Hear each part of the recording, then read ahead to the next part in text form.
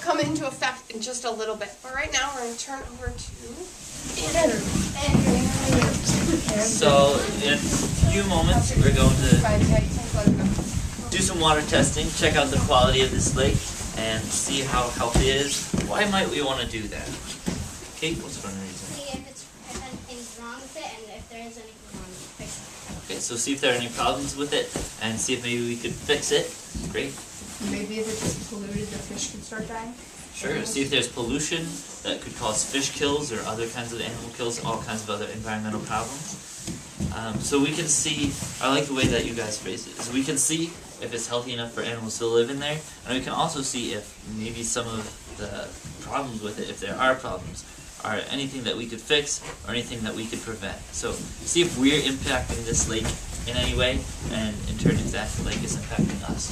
Do you guys remember from your first station, did you talk about a watershed at all? Yeah. So what is a watershed? Nolan?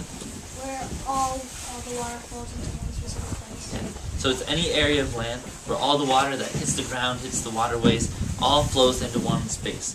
And in this particular area, where's all our water go? Yeah. And what's your name? Kylie. Kylie. To Rice Lake. To Rice Lake, and then you know where it goes after that?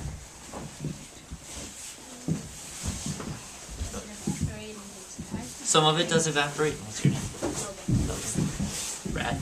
Does it go down into the ground? Or? Some goes into the ground, becomes groundwater, and all of that water, whether it's in the ground or in the lake, goes, one last guess, Blake?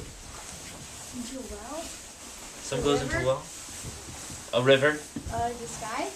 Some goes into the sky. It all goes to the Mugwanago River. So we're in the Mugwanago River watershed. All of our water, when it goes either into groundwater or into lakes, will eventually find its way into the Mugwanago River. And so we're all kind of connected by the fact that we are all sharing the same water. Water that we use and put back in the environment can end up here. Water that's here can end up being water that we use. So it's an important thing to keep track of how healthy our water is. So what we'll do first is we'll collect some samples, and then we'll do several water tests. One is for dissolved oxygen, one is for hardness, and one is for nitrates, and then we'll also do pH tests. And I'll tell you all about those specific tests when we get to them. But for now, what we need to do is collect some samples. So I'm going to have 14. We can do 3 groups again. So we'll split up into 3 groups in a moment, and then we'll go out and drill some holes so we can collect water. So split yourselves up into 3 groups, and then I'll give you each a sample cup. Okay.